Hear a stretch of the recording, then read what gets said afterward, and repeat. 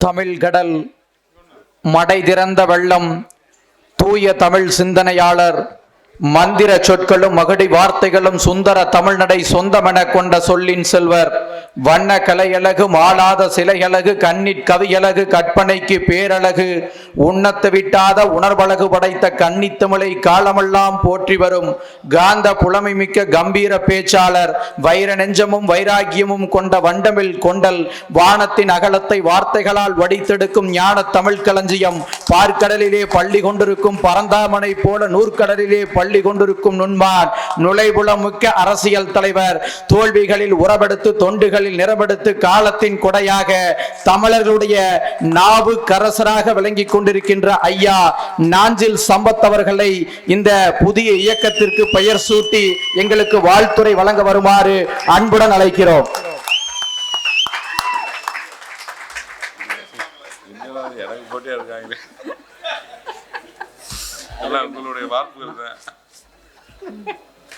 தமிழே உயிரே வணக்கம். தாய் பிள்ளை உறவம்மா உனக்கும் எனக்கும்.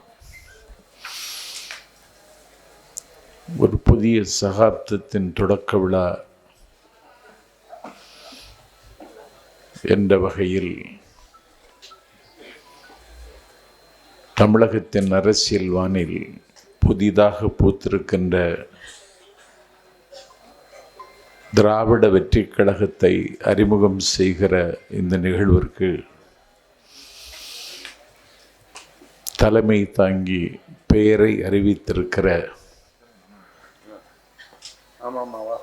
ஓடி பெயர்ந்தாலும் பெயராத பெருமைக்குரிய அண்ணாவின் தம்பி, பெரியாரும் அண்ணாவும் கைகுலுக்கி கொண்ட திருப்பூர், திராவிட இயக்கத்திற்கு தந்த விலை மதிக்க முடியாத திராவிட ரத்னம் அண்ணன் திருப்பூரார் அவர்களே,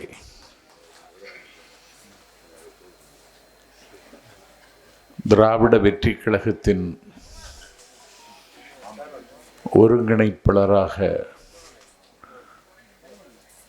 முன்னிறுத்தப்பட்டிருக்கிற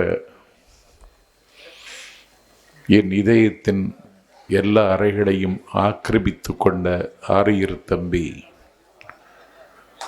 கல்லெல்லாம் சிலை செய்யும் பல்லவ சாம்ராஜ்யம் பைந்தமிழ் நாட்டுக்கு தந்திருக்கிற தென்தோள் மரபன், ஆழ்வலியும் தோல்வலியும் நிரம்ப பெற்ற என்னுடைய ஆரியர் தம்பி மல்லை சத்யா அவர்களே,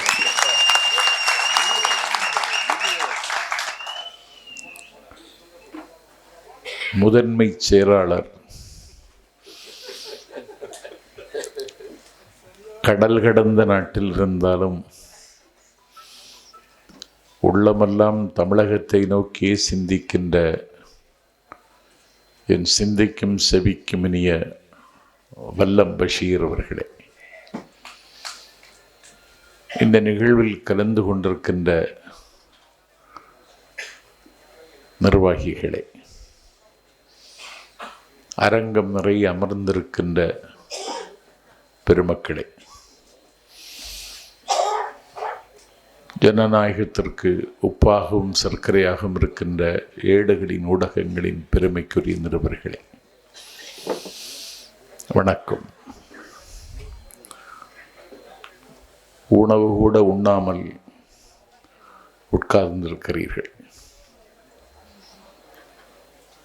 இறுதியாக பேராசிரியர் அப்துல் காதர் அவர்கள் தான் பேசியிருக்க வேண்டும். அவரை முந்திவிட்டு என்னை ஏன் கடைசியில் பேச சொன்னார்கள் என்று வல்லம் பஷீரிடத்தில் கேட்டேன். உனக்கு கொஞ்சம் மார்க்கெட் வேலை இருப்பதால்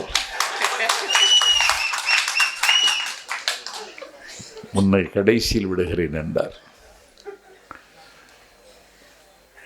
பாவேந்தர் பாரதிதாசன் அவர் தன்னை பாரதிதாசன் என்று அழைத்து கொண்டார். அவருடைய பெயர் கனக சுப்ரத்தனம். பாரதிக்கும் பாரதிதாசனுக்கும் இட்டு நிரப்ப முடியாத இடைவெளி. சாதிகளற்ற உலகம் சிருஷ்டிக்க விரும்பினான் பாரதிதாசன்.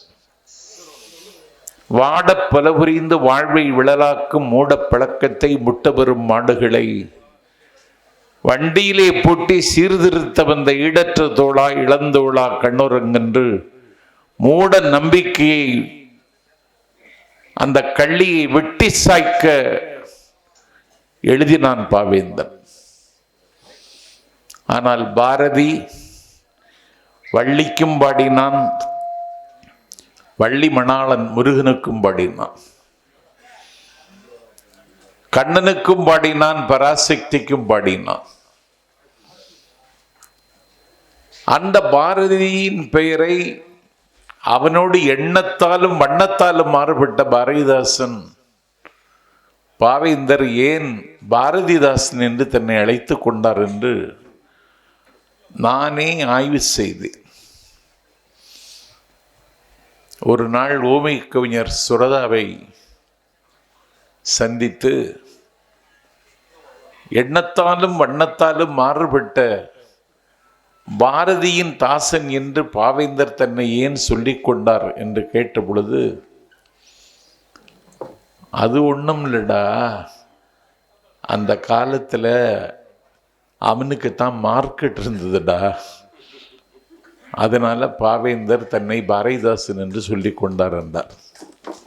ஒருவேளை பேராசிரியர் நான் பேசியதற்கு பிறகு பேச வந்து உங்களில் 2 பேர் எழுந்து போனால் நம்முடைய விருந்தாளியாக வந்திருக்கிற பேராசிரியருக்கு கடுகளவு அவமதிப்பும் வந்துவிடக்கூடாது என்பதில் கரிசனமாக இருக்கிறார் சத்யா. அதனாலே நான் கடைசியில் நிற்கிறேன்.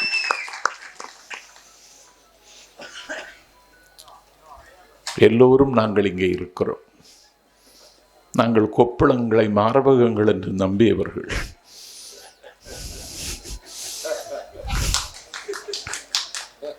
நாங்கள் நூலாம்படையை நுரையீரல் என்று நினைத்தவர்கள்.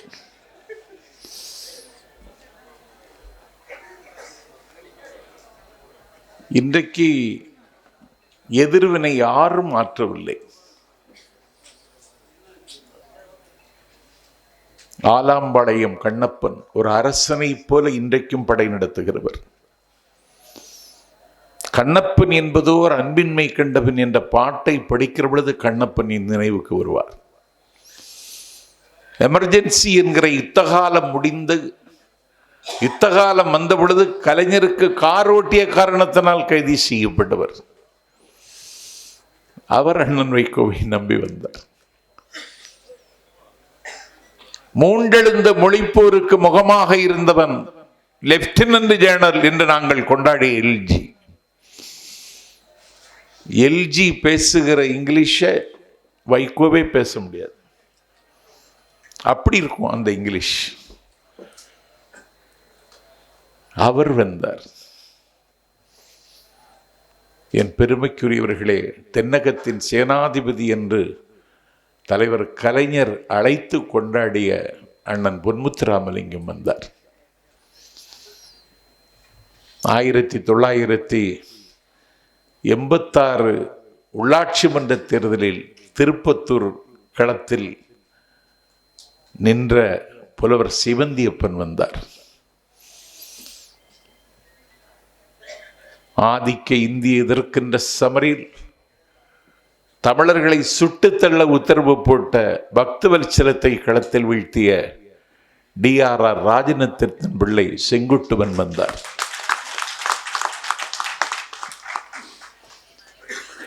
எல்லோருக்கும் ஒரு பின்னணி இருக்கிறது. யாரும் வைகோவை விட குறைந்தவர்கள் இல்லை. இவர்கள் அனைவரும் கொள்கையில் உறைந்தவர்கள், மக்களின் மனத்தில் நிறைந்தவர்கள். அவருக்கு துரோகம் இழைக்கப்பட்டது என்று கருதி அவருக்கு முட்டு கொடுக்க வந்தோம். அவன் நம்மளை முட்டுச்சந்தில் விட்டு போய்விட்டான்.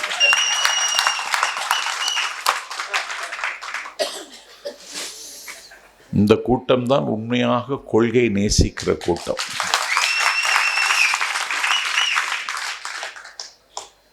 திருநின்ற ஊர் என்று ஒரு திருத்தலம் இருக்கிறது. ஆவடிக்கு அடுத்த சந்திப்பு. அந்த திருநின்ற ஊரில் பூசலார் நாயனார் என்று ஒருவர் இருந்தார். அவர் சிவனுக்கு சிந்தையிலேயே கோவில் கட்டினார். இன்றைக்கு கல் வைக்கிறேன், இன்றைக்கு கருவறையில் சிற்பம் வைக்கிறேன், இன்றைக்கு நந்தியை நாட்டுகிறேன், இன்றைக்கு கால பைரவரை நிலைநிறுத்துகிறேன், இன்றைக்கு விதானம் அமைக்கிறேன், இன்றைக்கு கோபுரம் கட்டுகிறேன் என்று ஒவ்வொரு நாளும் சிந்தைக்குள்ளேயே ஒரு சிவாலயத்தை கட்டினார். அவருடைய பேர் பூசலார் நாயனார். அவர் சிவனிடத்தில் என்னுடைய கோவிலின் குடமுழுக்குக்கு வா என்று கேட்டார். அவர் கேட்பதற்கு முன்னாலேயே மண்ணை ஆளக்கூடிய பல்லவ மன்னன் சிவனிடத்தில், நான் கட்டி வைத்திருக்கிற திருக்கோவிலுக்கு நீ குடமுழுக்குக்கு வா என்று சிவனை கேட்டார். மன்னன் மகேசனிடம் கேட்டார். மகேசன் வருவதாக சொன்னான். ஆனால் பூசலார் நாயனார் சிந்தையிலேயே கோவில் கட்டி கொண்டிருக்கிறார். பல்லவ மன்னனுடைய கனவில் சிவனே வந்து சொன்னான், உன்னுடைய கும்பாபிஷேகத்தை போஸ்ட்போன் பண்ணு, இன்னொரு நாளுக்கு ஒத்திவை. ஏன் என்று கேட்டான் பல்லவ மன்னன். திருநின்ற ஊரில் இன்னொரு கோவில் கும்பாபிஷேகத்திற்கு நான் போகிறேன், அது இதைவிட முக்கியமாக கருதுகிறேன், ஆகவே நீ நாளை மாற்றி வைத்துக் கொள்ளலாம். பல்லவ மன்னன் சிந்தைக்குள் ஒரு கேள்வி எழுந்தது. என் மண்ணில், என்னுடைய சாம்ராஜ்யத்தில் இப்படி யார் கோவில் கட்டினார்கள், அதை போய் பார்த்துத்தான் வர வேண்டும் என்று திருநின்ற ஊருக்கு மன்னவன் ஆனை சேனை ஆள் அம்பு கோட்டை கொத்தளத்தோடு மன்னன் திருநின்ற ஊருக்கு வந்தான். வந்து பார்த்தால் இங்க யார் கோவில் கட்டுகிறார்கள் என்று கேட்டால், யார் இந்த பூசலார் நாயனார் என்று கேட்டால், நான் தான் இந்த பூசலார் நாயனார். ஓரத்தில் இருந்தான். நீயா கோவில் கட்டுகிறாய்? ஆம், நான் சிந்தைக்குள்ளே கட்டி கொண்டிருக்கிறேன். உன் கும்பாபிஷேகத்துக்கு சிவன் வருவதாக சொன்னானா? வருவதாக சொன்னான். அப்படியா என்ற அதிர்ச்சியில் பல்லவ மன்னன் திரும்பி போய்விட்டான். எங்கள் சத்யா பூசலார் நாயனார் சிந்தைக்குள்ளேயே கட்டிவிட்டார்.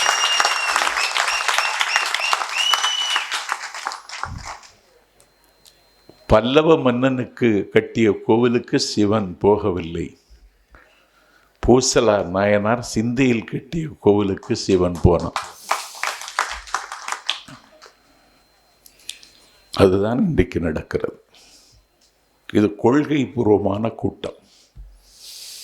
தீர்ந்து போகாத திராவிட இயக்கத்தை இன்னும் கூர்மைப்படுத்த வேண்டிய பொறுப்பை காலம் தம்பி சத்யாவின் தோளில் திணித்திருக்கிறது. வல்லம் பஷீர் முதன்மை செயலாளர் ஆகிவிட்டார்.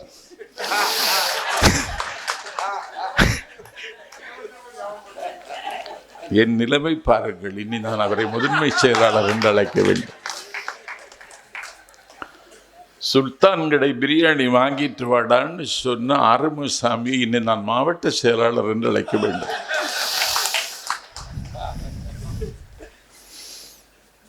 வெள்ளரிக்கு பிஞ்சு கிடைக்குமா, வாங்கிட்டு வாடான்னு சொன்ன மாணிக்க வாசகத்தையும் நான் இனி வணக்கத்திற்குரிய மாவட்ட செயலாளர் அவர்கள் என்று அழைக்கணும்.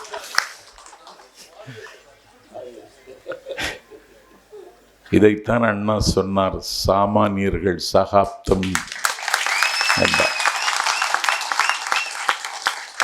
அதை அரங்கேற்றி விட்டார் சத்யா. திராவிட இயக்கத்தின் தேவை இன்னும் இருக்கிறது. இந்த தேவை இட்டு நிரப்ப வேண்டிய கடமை நமக்கு இன்னும் இருக்கிறது. முதலமைச்சர் என்கிற தங்க மகுடத்திற்காக அல்ல. நீங்கள் அந்த 7 நட்சத்திரத்தில் ஒரு நட்சத்திரத்தில் சர்பேட்டி தியாகராயர் இருக்கிறார். அவர்தான் அன்றைக்கு தமிழ்நாட்டின் ஆகப்பெரிய பணக்காரர். 8 குதிரை பொட்டிய சாரட்டு வண்டியில் தான் இந்த செட்டை பட்டினத்தில் அவர் வலம் பெறுவார். அவர் தலையில் வைக்கிற தலைப்பாகைக்குரிய துணி கடல் கடந்த நாட்டில் இருந்து வரும். 8 குதிரை பொட்டிய சாரட்டு வண்டியில் சென்னை மாநகரத்தில் வலம் வந்தவர். இன்றைக்கு இருக்கிற சென்னையை நிர்மாணித்தவர் அவர்தான். மதிய உணவு திட்டத்தை சென்னை நகராட்சியில் அறிமுகம் செய்தவர் அவர்தான். 1916 அதே சர்பிடி தியாகராயரும் India could not be considered as a nation, India ஒரு நாடல்ல, இணைக்கப்பட்ட துணைக்கண்டம் என்று உண்மையை உலகுக்கு சொன்ன எங்கள் TM நாயரும் 1916 நவம்பர் 20 தான் தென்னிந்திய நல உரிமை சங்கத்தை தொடங்கினார்கள். அந்த நாளை தேர்ந்தெடுத்தான் சத்யா. 1916 இந்த இயக்கம் ஆண்டாண்டு காலம் ஆண்டவனின் பெயராலும் ஆதிக்கத்தின் பெயராலும் அழுத்தப்பட்ட ஒரு சமூகத்திற்கு விடுதலை தருவதற்கு தொடங்கப்பட்ட இயக்கத்தின் பிறந்த நாள் 1916 நவம்பர் 20. ஒரு புதிய இயக்கத்தை தொடங்குவதற்கு இந்த தேதியை தீர்மானித்ததே சத்யா. உங்களுடைய கொள்கை அணுகுமுறைக்கு கிடைத்திருக்கிற உங்கள் பார்வையை நான் மதிக்கிறேன். நாம் யாருக்கும் போட்டியானவர்கள் அல்ல.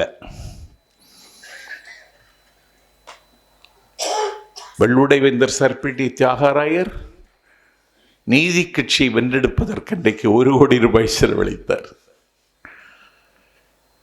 அன்றைக்கு 1 கோடி. இன்றைக்கு 1916 இன்னைக்கு அதனுடைய மதிப்பு எவ்வளவு தெரியுமா? 2 லட்சம் கோடி.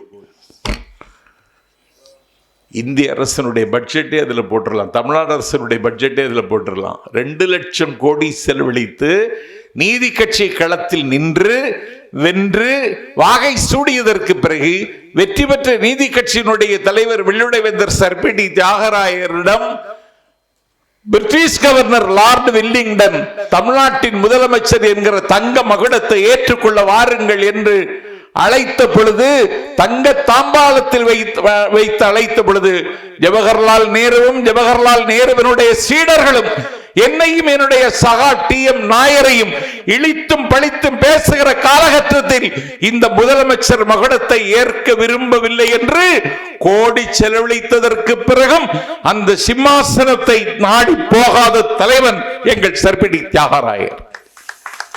இந்த தலைமுறைக்கு தெரியுமா? இது தெரியாது. ஒரு நட்சத்திரத்தில் நடேசனார், டாக்டர் நடேசனார், திருவல்லிக்கேணியில் டாக்டர், அவர் பெரிய டாக்டர். இன்னைக்கு நம்ம சாப்பிட்றதும் எந்த ஹோட்டல் வேணும்னாலும் அன்னைக்கு சாப்பிட முடியாது. அன்னைக்கு உயர்தரமான கல்வி சென்னையில் தான் கிடைக்கும். எங்க ஊர்ல இல்லை, தேவக்கோட்டையில் இல்லை, திருப்பத்தூர்ல இல்லை, மதுரையில் இல்லை, திருநெல்வேலியில் இல்லை, கன்னியாகுமரியில் இல்லை. நல்ல ஸ்டடி வேணும்னா சென்னைக்கு வரணும். சென்னைக்கு வந்தால் சாப்பிட ஹோட்டலுக்கு போக முடியாது. பச்சையப்பன் முதலியாரும் எடுப்பு சாப்பாடு தான் வாங்கி சாப்பிடணும். பச்சையப்பன் முதலியாரே எடுப்பு சாப்பாடு வாங்கி தான் சாப்பிடணும். ஹோட்டலில் உட்கார்ந்து சாப்பிட முடியாது. பிராமணால் ஹோட்டல் தான் இருக்கும்.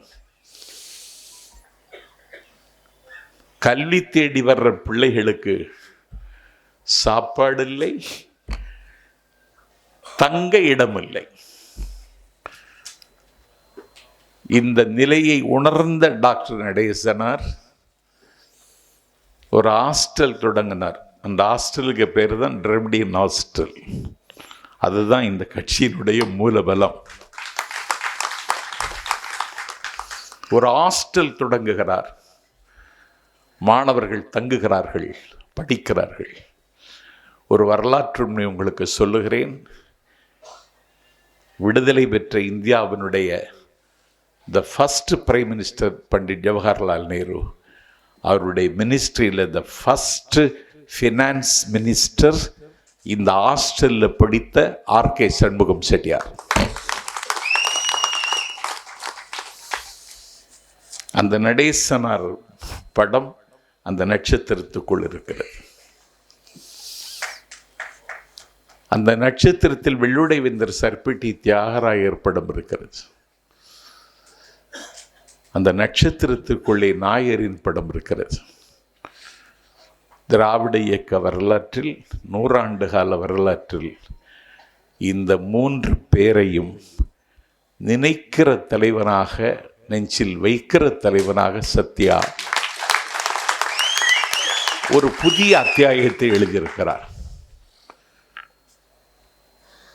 அண்ணாவின் பேரால் மாநாடு நடத்துவான், வசூலுக்காகவே நடத்துவான்.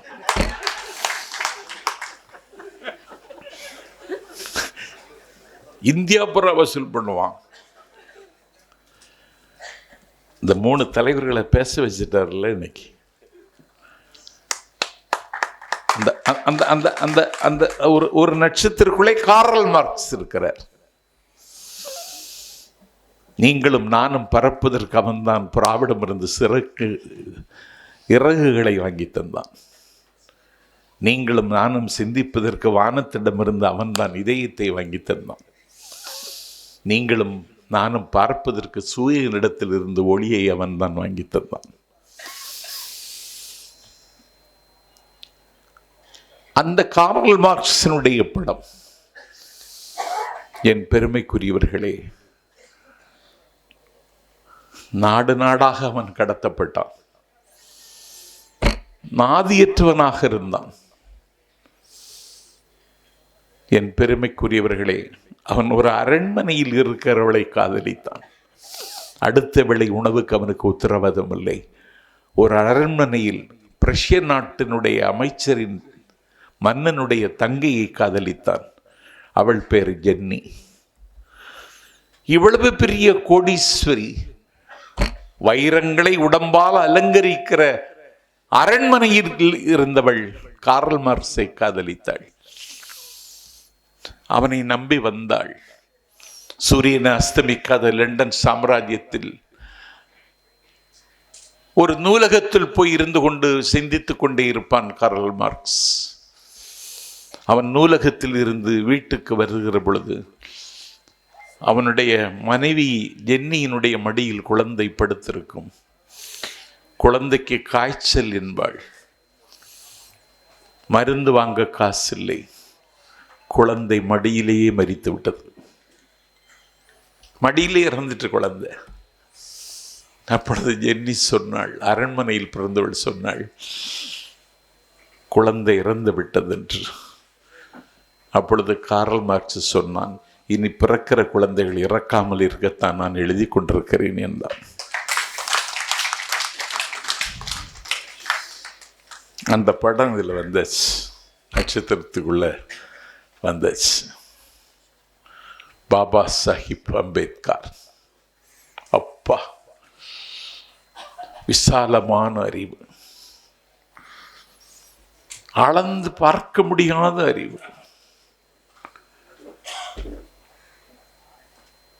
ஒரு கடை தேர முடியாத சமூகத்தில் பிறந்து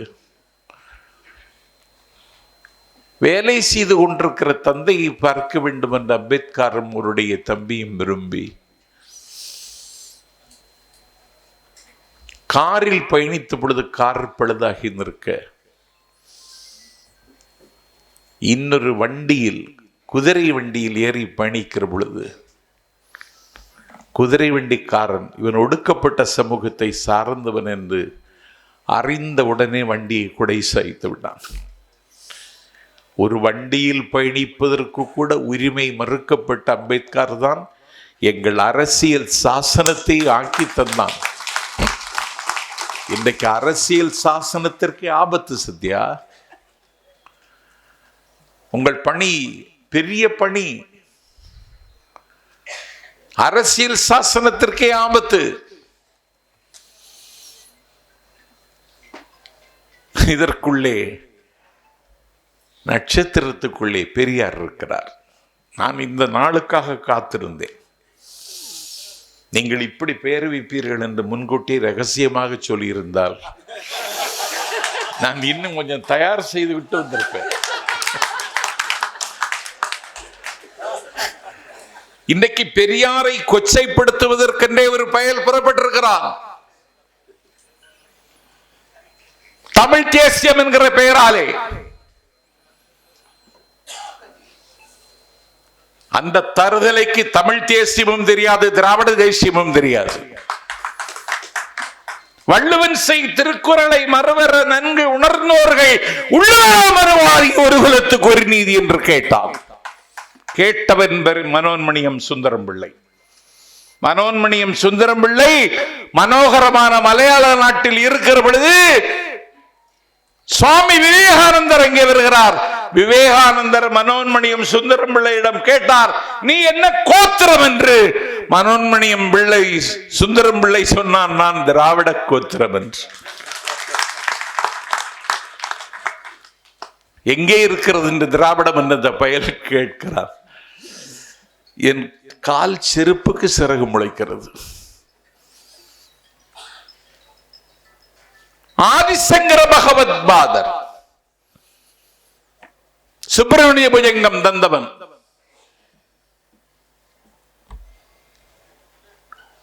அந்த ஆதிசங்கர் லலிதா சகஸ்ரநாமம் தந்தவன், பஜகோவிந்தம் தந்தவன், காலடியில் பிறந்து இந்தியா முழுவதும் காலாலே நடந்து சமணத்தையும் புத்தத்தையும் வாதத்தினாலே சாய்த்தவன்.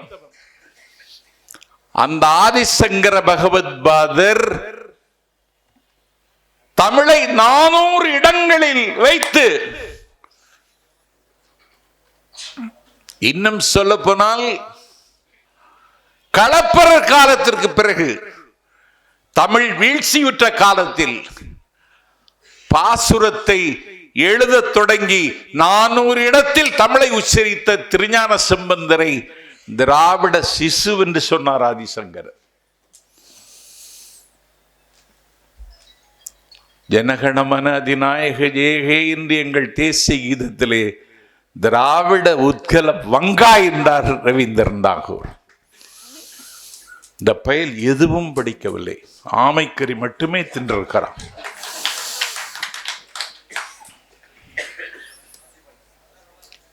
நீ பிஷப் கால்டுவெல் எழுதிய கம்பேரிட்டிவ் கிராமர் படித்தாயா?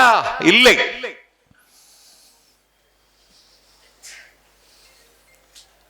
நீ சூரிய நாராயண சாஸ்திரியார் பரிதிமார் கலைஞரை படித்தாயா? இல்லை. நீ பன்மொழி புலவர் அப்பாத்துறை நூலை வாசித்தாயா? இல்லை. நீ எதையும் படிக்காமல் திராவிடம் பொய் என்று தமிழ் தேசியம் என்கிற பெயரால் நீ ஏய்க்கிறாய். தமிழ் தேசியமும் திராவிட தேசியமும் ஒன்றுதான், ரெண்டு வேற இல்லை. இதை நீங்க சொல்லணும். தமிழ் தேசியமும் திராவிட தேசியமும் ஒண்ணுதான். திராவிட தேசியம் இல்லை என்று சொல்லுகிறவன் ஆணாக இருந்தால், ஆண்மகனாக இருந்தால், ஒரு அப்பனுக்கு பிறந்தவனாக இருந்தால், நாஞ்சில் சம்பத் ஒரே மேடையில் வா விவாதிப்போமா? இன்னைக்கு தமிழ் தேசியம் பேசி திராவிடத்தை இன்றைக்கு காவு கேட்கிறார்கள். அண்ணாதான் இந்த திராவிடத்திற்கு ஒரு பெரிய அங்கீகாரத்தை பெற்று தந்தார். 1962 அண்ணா காஞ்சிபுரத்தில் தொட்டில் பிரதேசத்தில் தோற்று பெறும் பொழுது அண்ணாவை அண்ணாவினுடைய தம்பிமார்கள் டெல்லிக்கு அனுப்பினார்கள். அண்ணா டெல்லிக்கு சென்றார். நாடாளுமன்றத்தினுடைய கூட்டத்தில் அண்ணா பேசுகிறார். அங்கே அங்கே நாடாளுமன்றம் நிரம்பி வழிகிறது. Pin drop silence. குண்டூசி கீழே விழுந்தால் சப்தம் கேட்காது. அண்ணா பேசுகிறார். டிராவிடியன் டெமாஸ்தனிஸ் அண்ணா. நாக்கை அசைத்து நாட்டில் மாற்றத்தை உருவாக்க முடியும் என்கிற மறுமலர்ச்சியின் தூதுவர் அண்ணா. உலகத்தினுடைய ஆகச்சிறந்த பேச்சாளர்களில் அண்ணாவுக்கு நிகரானவர்கள் இன்னும் பிறக்கவில்லை. அந்த அதிசயத்தை அரங்கேற்றி அண்ணா நாடாளுமன்றத்தில் இருந்தார். நாடாளுமன்றத்தில் அண்ணா பேச ஆரம்பித்தார். அண்ணா பேசும் பொழுதே சொன்னார், I belong to Dravidian stock. நான் திராவிட பாரம்பரிய களஞ்சியத்தில் இருந்து வந்திருக்கிறேன். என்னை எப்படி அழைக்க வேண்டும் தெரியுமா? என்னை ஒரு திராவிடன் என்று சொல்லிக் கொள்வதிலே நான் பெருமைப்படுகிறேன். I am proud to call myself a Dravidian. 18 முழம் சேலை நெய்து அதை ஒரு தீப்பெட்டிக்குள் அடைத்து தீவுகள் தோறுமிட்ட திராவிடன் நான் வந்திருக்கிறேன். காலையிலே சூடாக இருக்கிற பாலை மாலையிலும் அதே சூடாக பருவதற்கு அதை பாதுகாப்பாக வைத்து தருகிற இன்றைக்கு இருக்கிற தெர்மாஸ் பிளாஸ்கை 2000 ஆண்டுகளுக்கு முன்னாலே சேமிச்சிப்பு என்கிற பெயரால் பயன்படுத்திய திராவிடன் நான் வந்திருக்கிறேன். திடப்பொருளை அழித்தினால் திடப்பொருளின் தன்மைக்கு ஏற்ப திடப்பொருள் வித்தியாசப்படும். திரவ பொருளை எவ்வளவு அழித்தினாலும் அது வித்தியாசப்படாது என்று சொல்லக்கூடிய நீ இன்றைக்கு கல்லூரிகளில் சொல்லிக் கொடுக்க இந்த தியரியை அன்றைக்கே ஆள அமுக்கி முகக்கினும் நாளை முகவாது நாளை தோழி என்று சொன்ன அறிவியலை சொன்ன அவ்வை வாழ்ந்த எங்கள் திராவிடம், அந்த திராவிட நாட்டிலிருந்து நான் வருகிறேன். அண்ணா பேசினார், எல்லாருக்கும் வேர்த்துட்டு. எவ்வளவு தெளிவா சொல்றான், நான் இந்தியன் இல்லைங்கிறதுங்கிறான்.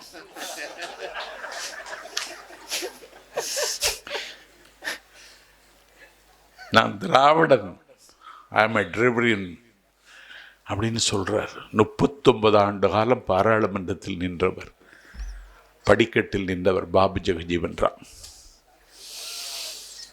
என் பெருமைக்குரியவர்களே, இந்தியாவின் விடுதலைக்கு போராடியவர் பாபு ஜெகஜீவன் ராம். பீகாரின் பண்ணை பிரபு பாபு ஜெகஜீவன் ராம். அண்ணா பேசி முடிச்ச உடனே இழந்து, அண்ணா நானும் திராவிடன் தான், பீகாரில் உள்ள திராவிடன். ஐ ஆம் எ டிராவிடியன் ஃப்ரம் பீகார் என்று ஜெகஜீவன் ராமை பேச வைத்த நாக்கு அண்ணாவின் நாக்கு. இங்கே வந்துட்டார் பெரியார், இங்கே வந்துட்டார் இந்த நட்சத்திரத்துக்குள்ள அண்ணா காரல் மார்க்ஸ். ரொம்ப மகிழ்ச்சியாக இருக்கிறது. நிலைமை மாறலை. இன்னைக்கு என்ன நடக்கு? நாடாளும் பிரதமர் நேற்று வந்தார். கோயம்புத்தூருக்கும் மதுரைக்கும் எங்களுக்கு மெட்ரோ வேணும்னு கேட்டோம். தர முடியாது.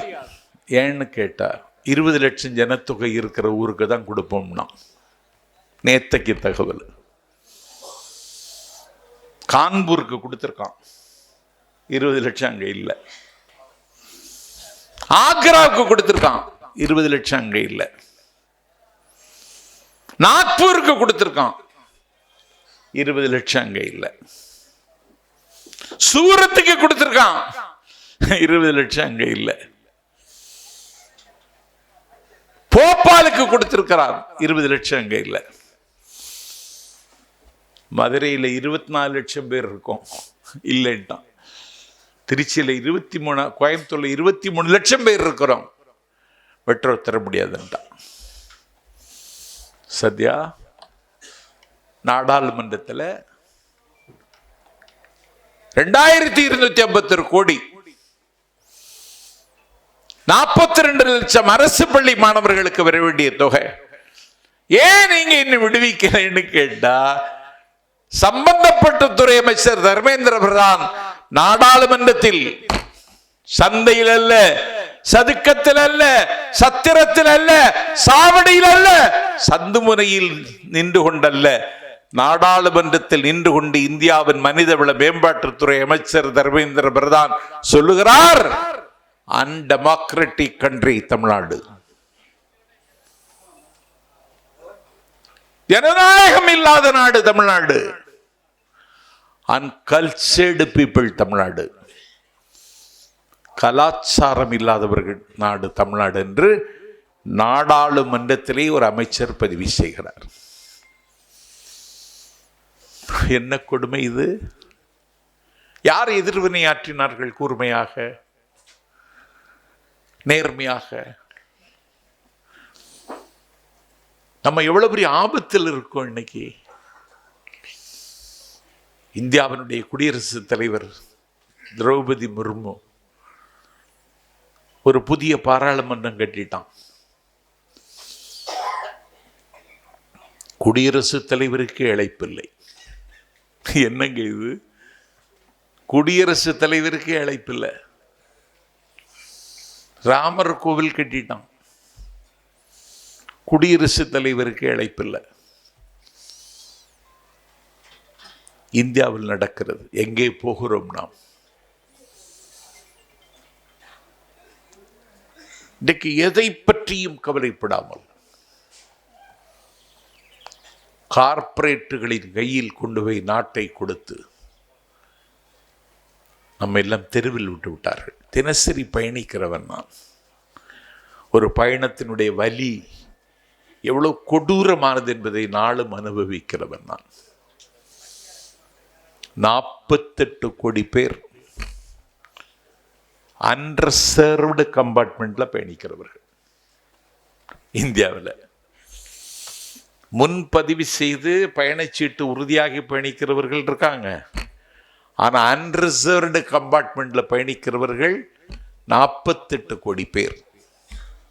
140 கோடி மக்கள் வாழுகிற நாட்டில் 48 கோடி பேர் இன்னும் அன்ரிசர்வ் கம்பார்ட்மெண்ட்ல தான் பயணிக்கிறாங்க.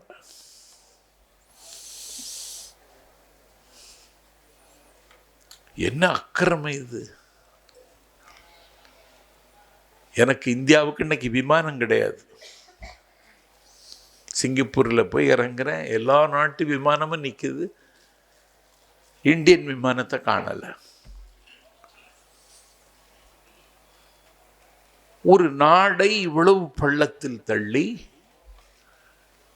சனாதனத்தை இந்தியா முழுவதும் இந்த நாட்டில் நிலைநிறுத்துவதற்கு அதிகாரத்தை கூச்சமில்லாமல் பயன்படுத்துகிற கையில் இந்திய ஆட்சி சீக்கிவிட்டது. அவங்கள கேள்வி கேட்க ஆளிலே நம்ம நினைச்சிட்டு இருக்கான். கேள்வி கேட்க வந்திருக்கிறான் சத்யா என்பதை சம்பந்தப்பட்டவர்களுக்கு சொல்லி வைக்கிறேன். கேள்வி கேட்டா என்ன செய்வ? கொல்வ. இருப்பதை விட சாவது நல்லது இன்னைக்கு இருக்கிற நிலைமைக்கு. கோவிந்த பன்சாராவை கொண்டீர்கள், நரேந்திர தபோல்கரை கொண்டீர்கள், ஹம்பி பல்கலைக்கழகத்தின் துணைவேந்தர் பேராசிரியர் டாக்டர் கல்ஃப்ரிக்கியை கொண்டீர்கள். தமிழகத்தில் தடை செய்யப்பட்ட ஒரு புதினத்தை கன்னடத்தில் மொழிபெயர்த்து மாதருபாகனை தந்து கருத்து கவசத்திற்கு உயிர் தந்தாளே கௌரி லங்கேஷை பட்டப்பகலில் 12 மணிக்கு அவள் வீட்டு வாசலில் சுட்டுக் கொண்டீர்கள். மலையின் உச்சியில் தொழுநோயில் சிக்கி புழுத்து அழுகிக் கொண்டிருக்கிற புண்ணை கூட துடைக்க வலிமை இல்லாமல் தொழுநோயால் பாதிக்கப்பட்டிருப்பவர்களுக்கு தொண்டு செய்ய போகிறேன்னு லால்குடிய பக்கத்துல இருந்து ஒருத்தன் போனா. அவன் பேர் ஸ்டேன்ஸ் பாதிரியார். ஊப்பா சட்டத்தில் கைது செய்யப்பட்டார், சிறையில் அடைக்கப்பட்டார். ஸ்ட்ரோக்கு பக்கவாதம் சிறைக்குள் வந்து விட்டது. சிறுநீர் பெய்தால் அப்புறப்படுத்த ஆள் இல்லை, மலஜலம் கழித்தால் அதை அகற்ற அங்க ஆள் இல்லை. ஒரு அவுன்ஸ் தண்ணீர் கையில் ஏந்தி குடிக்க கையில் சக்தி இல்லை. ஸ்டேன்ஸ் பாதிரியார் சிறையிலே பிணமாகத்தான் கிடந்தார். இனி இவரை இங்கே வைத்திருக்க முடியாது, விடுதலை தாருங்கள் என்று ஜாமீன் கேட்டோம், தரவில்லை. சிறைச்சாலைக்குள்ளேயே ஸ்டேன்ஸ் பாதிரியார் செத்து போனார். இந்த பாசிச பயங்கரவாதத்தை சொல்வதற்கு ஒரு இயக்கம் தேவைப்படுகிறது. இன்னைக்கு அந்த இடத்தை இட்டு நிரப்ப வேண்டும். சத்யா ஒன்றும் இல்லை, பிரபகண்டா தான், பிரச்சாரம் தான். அண்ணா விடிய விடிய பேசினார், பெரியார் விடிய விடிய பேசினார். இன்னைக்கு பெரியாரையும் அண்ணாவையும் கொச்சைப்படுத்துறதுல ஒரு பையன் சுகம் காண்றான். யார சொல்றான்? எங்கள் தம்பி பிரபாகரன் ஒரு நொடி கூட அவரோடு இருக்கவில்லை. அம்மன் அவருக்கு நாமக்கரி சாப்பிட்டேன் அப்படிங்கிறான். உலகத்திலேயே பெரிய வீரன் பிரபாகரன் தான். உலகத்திலேயே விடுதலைக்காக போராடியவர்கள பட்டுப்பூச்சிகளின் பிரதேசம் வியட்நாமை அமெரிக்க ஏகாதிபத்தியத்திடமிருந்து வென்றெடுப்பதற்கு களத்திலே நின்ற ஹோசிமின், வெட்டுக்கிளிகள் யானைகளை வீழ்த்தும் என்று நம்பிக்கொண்டு நின்ற ஹோசிமினுக்கு அன்றைக்கு சீனா பின்புலமாக நின்றது. என் பெருமைக்குரியவர்களே, கியூபா அதனுடைய விடுதலைக்காக களமாடிய பெடல் காஸ்ட்ரோவுக்கு முன்னாலே இன்றைக்கு ரஷ்யா நின்றது. எங்கள் தம்பிக்கு யாரும் இல்லை. அவனை தாங்க வேண்டிய தமிழ்நாடே தாங்கவில்லை. அவனை கரை சேர்க்க வேண்டிய என்னுடைய தாயகம் இந்தியாவே அவனை கைவிட்டு விட்டது. ஆனாலும் அவன் போராடி கொண்டே இருந்தான். அந்த மகத்தான தலைவனை, எங்கள் மேதகு தம்பியை, இந்த நாட்டில் ஒரு பயல், நான் அவர் கூட ஆமக்கறி சாப்பிட்டேன்னு அழுக்காம சொல்கிறான். இப்போ சொல்கிறான் அவருடைய உடன் பிறந்த அண்ணனுடைய பையன் அவரை கொச்சப்படுத்துறது மாதிரி அவரை பற்றி என்ன நினைக்கிறேன்னு கேட்டால் அந்த பீக்காலி பையில விடுங்கிறான். இனிமேல் இது மாதிரியெல்லாம் பேசினால் நிலைமை மோசமாக இருக்கும் என்று சொல்லுவதற்கு திராவிட வெற்றி கழகம் தமிழ்நாட்டில் உதயமாக இருக்கிறது. இந்த நாட்டில் இவ்வளவு பிரச்சனைகள் மலிந்து கிடக்கு, யாரும் இது பற்றி கவலைப்படலை.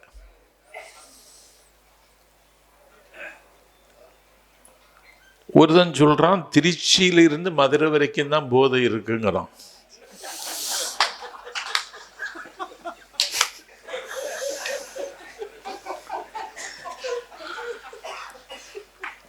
திருச்சியிலிருந்து மதுரை வரைக்குமா போதை இருக்கு?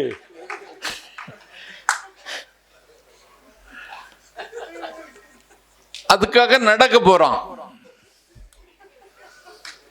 நடைபயணத்தை தொடங்கி வைக்க வாருங்கள் என்று நாட்டு முதலமைச்சர் அண்ணன் ஸ்டாலினை அழைக்கிறார். அவரும் வருவதாக சொல்லி இருக்கிறார். அப்படின்னா என்ன? நீதானே முதலமைச்சர், அப்போ போதை இருக்கிறதை முதலமைச்சரை ஒப்புக்கொள்கிறாரா? நான் திராவிட வெற்றி கழக தொடக்க விழா நிகழ்வில் தமிழ்நாட்டினுடைய முதலமைச்சர் அண்ணன் ஸ்டாலின் அவருக்கு வைக்கிற வேண்டுகோள், உங்களை குழியில் தள்ள பார்க்கிறான், எச்சரிக்கையாக இருங்கள்.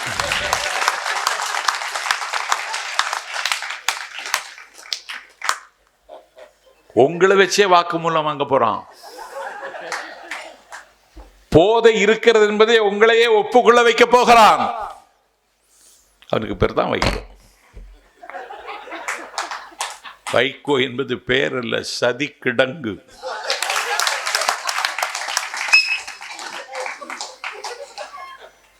முதலமைச்சரையே போதை ஒழிப்புக்கு ஊர்வலத்துக்கு வாங்குறான்.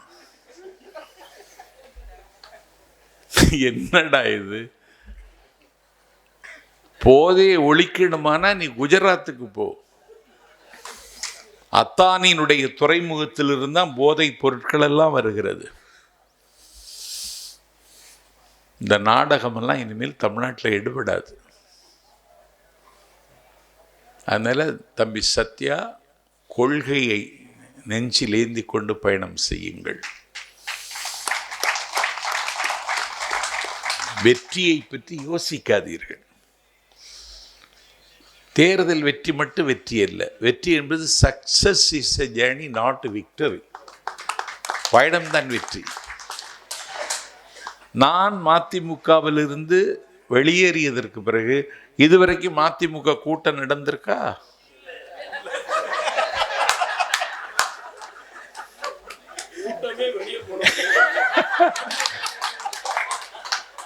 சரி, நாளைக்கு சிந்தாதிரிப்பேட்டையில் வைகோ பேசுவார்னா கேட்க எவனாவது வருவானா?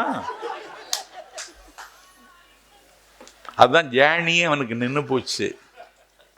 நீங்க ஜேர்னியை தொடங்குறீங்க. Success is journey not victory. திராவிட இயக்கத்தை பற்றி விடிய விடிய பேசலாம். நான் ஒரு 9.5 மணி நேரம் தொடர் சொற்பொழிவாற்றி இருக்கேன். எவ்வளோ நாள் இன்னும் பேசுறது அப்படின்னு சில வேளை சலிப்பு வந்துடும். ஆனாலும் ஓடி வருகிற குழந்தை அப்பான்னு அழைக்கும் பொழுது அந்த குழந்தை எடுத்து அணைப்பதைப் போல மேடை என்னை திரும்ப திரும்ப அழைத்தாலும் பேச வேண்டும் என்றே எனக்கு தோன்றுகிறது.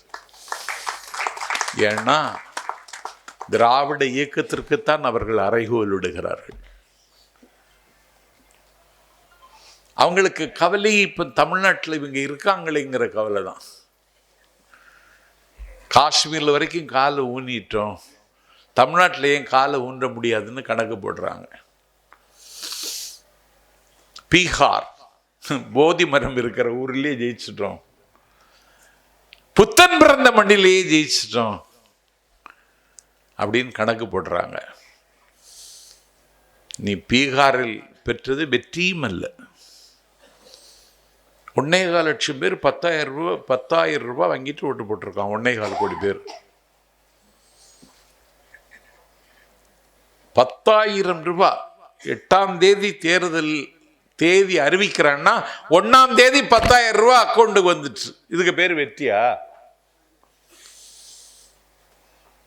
இது வெற்றி கிடையாது. வெற்றி பெற்றதாக அவர்கள் காட்டுவார்கள். தேர்தலை வைக்காமலே வெற்றி பெற முடியுமான்னு யோசிப்பார்கள். அந்த அளவுக்கு அவங்க ஒரு மிலேச்சத்தனமான சர்வாதிகாரம். நாஜிகளும் பாசிஸ்டுகளும் செய்யாத பயங்கரத்தை இவர்கள் செய்வார்கள். அதனால இதை இளைஞர்களுக்கு மத்தியில் கொண்டு போகணும். இளைஞர்களுக்கு தெரியாது. அவன் கையில் தான் ஒரு ஃபோனை கொடுத்து அவன் அதே தான் பார்த்துட்ருக்கான். குழந்தைக்கு பால் ஊட்டுகிற பொழுதும் அந்த குழந்தை பால் குடிக்கணுமான அந்த ஃபோனை காட்டுறா தாய். ஒரு ஃபோனை அவ பார்த்துட்ருக்கா, இன்னொரு ஃபோனை குழந்தை பார்த்துட்ருக்கா. அம்மாவின் கையிலும் ஃபோன், குழந்தைக்கும் ஃபோன். 2 ஃபோன் இருந்தால் தான் குழந்தை பால் குடிக்குது. இது ஒரு உலா பிணம், இது ஒரு வினை சுமை. இந்த இளைஞர்களுக்கு கொள்கையை சொல்லி கொடுக்கிற வேலைங்கிறது கடினமான வேலை, இமாலய பணி. சாத்தியமா சம்பத்துன்னு கேட்டால் சாத்தியம்தான். சொல்ல வேண்டிய முறையில் சொல்லி கொடுக்கணும். நகுயன் ராய் அப்படின்னு ஒரு இருந்தான் வியட்நாமில். அவனுக்கு வயசு 21 தான். அவன் கூலி வேலை செய்து வாழ்ந்தவன். அவன் அமெரிக்க ஏகாதிபத்தியத்தால் கண்காணிக்கப்பட்டான். வியட்நாம் விடுதலையை விரும்புகிறான், அதற்காக இவன் விதைக்கிறான் என்று நகுயன் ராயை கைது செய்தார்கள். அந்த 21 வயதில் அவன் ஒரு 18 வயது பெண்ணை காதலித்தான். அவளை கண்களிக்க கண்டான், அவளை ஆறத் தழுவினான், அவளோடு இருக்கிற நேரமெல்லாம் நல்ல நேரம் என்று கருதினான். 21 வயதில் அமெரிக்க ஏகாதிபத்தியத்தை கேள்வி கேட்கிறான் என்று சொல்லி அவனை கைது செய்து விட்டார்கள். நகுயன் ராய் குற்றவாளி கூண்டில் நிறுத்தப்பட்டான். நீ வியட்நாம் விடுதலையை விரும்புகிறாய், என்ற விடுதலைக்காக உழைக்கிறாய், வியட்நாம் விடுதலையை விட்டுவிடு, உன்னை விட்டு விடுகிறோம் என்றார்கள். முடியாது என்றான். முடியாது, நெவர். அப்படியா? முடியாது. உயிர் மீது உனக்கு ஆசை இல்லையா? எனக்கு உயிர் மீது ஆசை இல்லை, எனக்கு என் மண்ணின் விடுதலை மீது தான் ஆசை என்று அப்போது சொன்னான். அப்பொழுது நீ விடுதலையை பேச மாட்டேன் என்று சொன்னால் விட்டுவிடுவோம், நீங்கள் விடுதலை செய்யாவிட்டாலும் நான் விடுதலையைத்தான் விரும்புவேன் என்றான். இவனை என்ன செய்யலாம் என்று பாசித்தவர்கள் இளைய வயதில் அவளை மணம் செய்து கொண்டான். அவனுடைய அளக்க முடியாத அன்பை பெற்ற அவனுடைய காதல் மனைவி அவளுக்கு அழகான புகைப்படத்தை எடுத்துக்கொண்டு அவனிடத்திலே காண்பித்தார்கள். நீ நாளைக்கு செத்து போனால் இவளை அனுபவிக்கப் போவது யார்? நீ ஏன் இவளை விட்டுவிட்டு சாக போகிறாய் என்று கேட்டார்கள். அப்பொழுதும் அந்த இராணுவ அதிகாரியிடத்திலே ட்ராய்ஸ் சொன்னான், என் அழகான மனைவியை விட என் நாட்டின் விடுதலை மிகப்பெரியது என்று அப்பன் சொன்னான். நீ நிறைய வேண்டாம். உன்னை பார்த்திபன் உங்கள் வீட்டு முற்றத்திலே ஒரு 100 பேரை கூட்டி வச்சுட்டு என்னை கூப்பிடுங்க, நான் உங்களுக்கு சொல்லி கொடுக்குறேன்.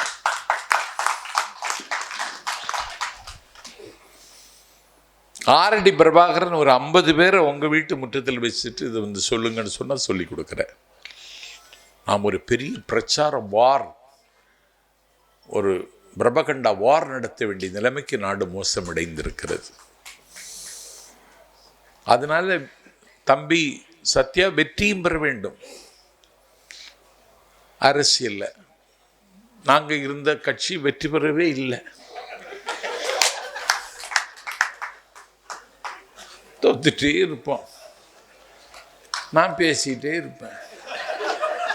எல்லா தொகுதியும் தோற்ற பிறகு நான் பேசினேன்.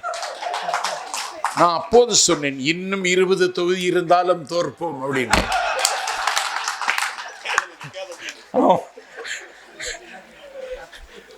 தோற்பதை பற்றி கவலை இல்லைன்னு. ஆனால் அப்படி இருக்கக்கூடாது. தம்பி சத்யா அரசியல் அதிகாரத்தை கைப்பற்றுவதற்கு வெற்றியும் பெற வேண்டும். அதற்கான வியூகங்களை இப்பொழுதே நீங்கள் வகுக்க வேண்டும். ஏன்னா இது யுத்த காலம்.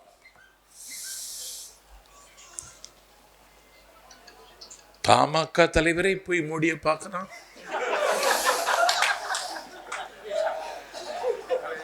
கட்சி எங்கன்னு தேடுறேன், ஒரு இடமும் இல்லை.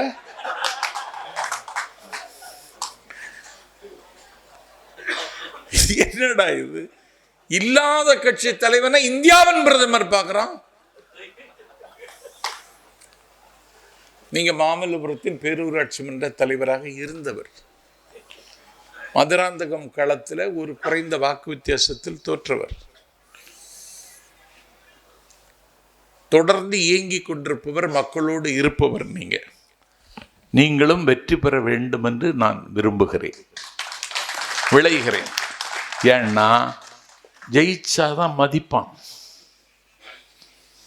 கடலில் எத்தனை புயல்களை சந்தித்தாய் என்பதல்ல கணக்கல்ல, கரை சேர்ந்தாயா என்பதுதான் கணக்கு.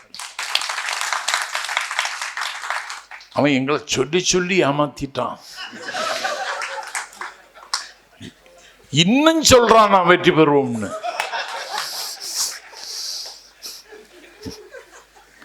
அதனால வெற்றி பெற வேண்டும். அதற்கு என்ன வியூகமோ அதை தம்பி சத்யா வகுக்க வேண்டும். நிறைய உறுப்பினர் படிவம் சேர்த்துருங்க. ஒரு எல்லாம் ஒல்லும் வகையால் சபிக்கப்பட்ட மக்களுக்கு ஏதாவது ஒரு வகையில் உதவுங்கள். வெற்றி பெறுவதற்கு என்ன அப்படின்னு யோசிச்சு அடுத்த கட்டத்துக்கு திராவிட வெற்றி கழகத்தை கொண்டு வாருங்கள். பாலும் தேனும் சேர்வது நல்லது, பாகும் பருப்பும் சேர்வது நல்லது, மானும் மயிலும் சேர்வது நல்லது, முத்தும் பவளமும் சேர்வது நல்லது, காவியமும் ஓவியமும் சேர்வது நல்லது, மணலும் சிமெண்டும் சேர்வது நல்லது, காற்றும் இசையும் கைகுலுக்குவது நல்லது, நாதஸ்வரமும் தவிரும் சேர்வது நல்லது. திராவிட வெற்றி கழகத்தோடு இன்னும் ஒரு வெற்றி சேருவது நல்லது என்று சொல்லி விடைபெறுகிறேன். வணக்கம்.